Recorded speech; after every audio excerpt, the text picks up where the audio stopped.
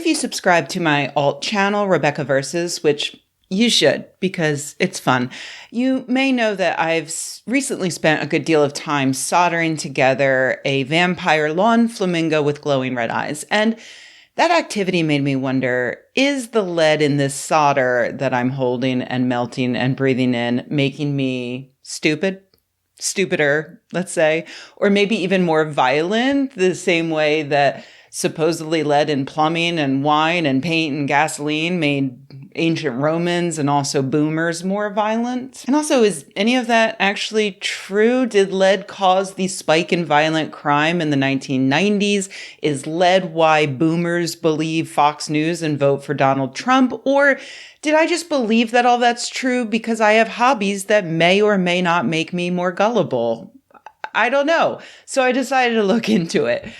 First of all, I'll start with the new news, which is that lead is absolutely, without a doubt, very bad for people. And in fact, it's probably even worse than we thought. Last month, a study was published in The Lancet that found exposure to lead causes 6 times more deaths due to cardiovascular disease and 80% more cognitive damage than previously thought, putting lead on par with the danger of fine particulate air pollution and much worse than unsafe household drinking water, sanitation, and hand washing. Even with all that said, due to incomplete data, the authors of the study say that things might actually be even worse than what they found.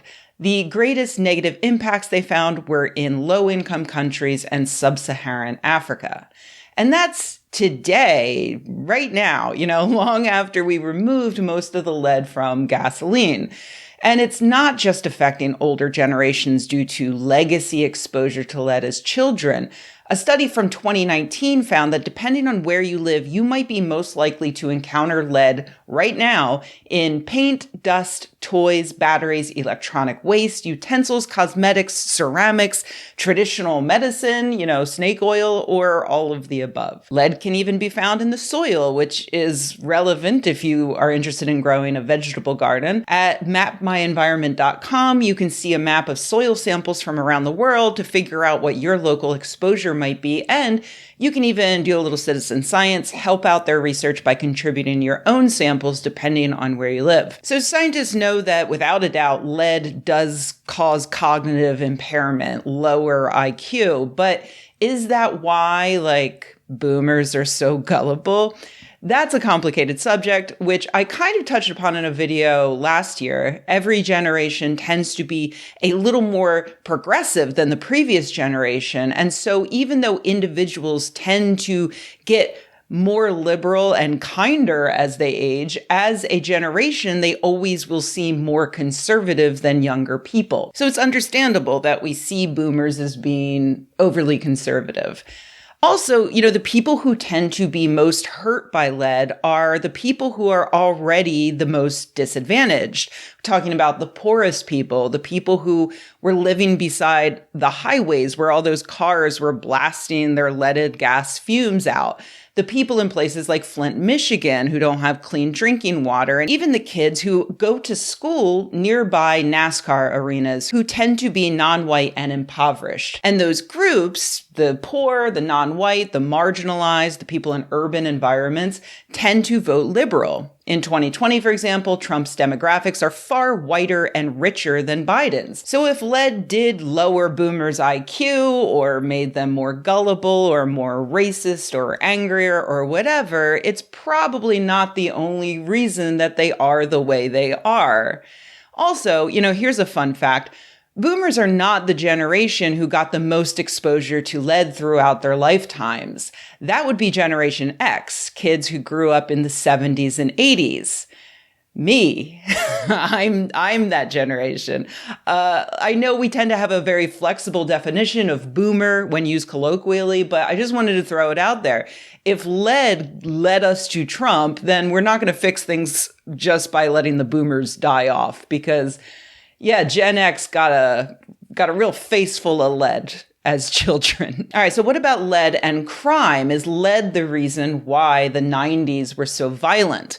Well, in 2010, researchers published a meta-analysis encompassing 19 studies on more than 8,000 children and adolescents. And they found that the relation between lead exposure and conduct problems was strikingly similar in magnitude to the relation between lead exposure and decreased IQ. In other words, it's a pretty strong connection. Other researchers have found that lead seems to increase impulsivity, which, when combined with lower cognition, poorer results in schooling, therefore fewer opportunities to climb the social ladder, that could conceivably result in a greater propensity for criminal behavior. That's why, beginning around the turn of this century, researchers like Rick Nevin began to notice that the U.S.'s nationwide peak of crime in the 1990s and the subsequent nationwide drop afterwards happens to make a curve that looks just like the levels of lead found in the blood of preschoolers tested 19 years earlier. In 2007, Nevin published a follow-up in which he looked at lead levels in crime around the world, finding the same correlation that he found in the United States. In the years since then, many researchers have delved into this subject to see if that trend is real, whether that pattern actually holds, and whether or not it's possible to say with any conviction if lead is actually the cause of it. Crime is an immensely complicated subject.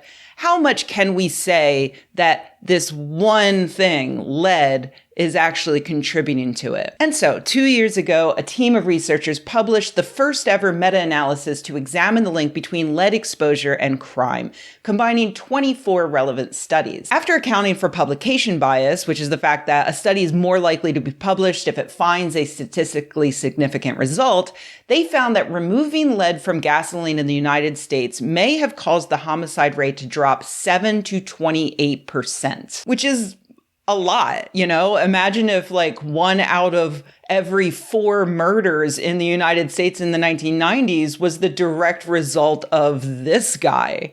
Fun fact, Thomas Midgley Jr. not only invented leaded gasoline, but he also came up with Freon, the world's first chlorofluorocarbon, making him a plausible second choice if you invent a time machine and you already went back to strangle baby Hitler. Not that Midgley was evil or anything. He wasn't trying to kill a bunch of people. And in fact, you know, his final invention was a contraption for getting himself out of bed after he was paralyzed. Finally, right? He invented a good thing that doesn't just end up killing someone. Just a little black humor for spooky season. Anyway, so is lead the cause of the spike in violence in the 1990s? No, it wasn't the cause, but there is a very good chance that it was a cause and a significant one of that. And getting lead out of gasoline was undoubtedly a good idea that has gone on to save many lives. But de-leading gasoline and paint and toys and things is not the end of the story of how lead has fucked us up. Lead is still there, blasting into the air every time we hammer a nail into the wall of an old apartment building, or kick up dirt near highways, or land propeller planes near neighborhoods, or turn on the tap in a house with lead pipes and soft or acidic water, since hard water forms crystals that protect the lead from leaching into the water. But soft water does not. So without a concerted effort to clean up these remnant mistakes of the past, the mostly marginalized children growing up in these areas will continue to suffer from the same ill effects that we know lead causes. And society as a whole will continue to suffer an unknown amount from the poverty and crime that will inevitably result. Oh, also, just to bring it back around to the reason why I went down this rabbit hole, you should probably wear gloves or wash your hands after you solder something, and make sure to do it in a well-ventilated area, or just use solder without lead in it. It's a very small amount, but if you solder a lot, you know, better to be safe than brain damaged.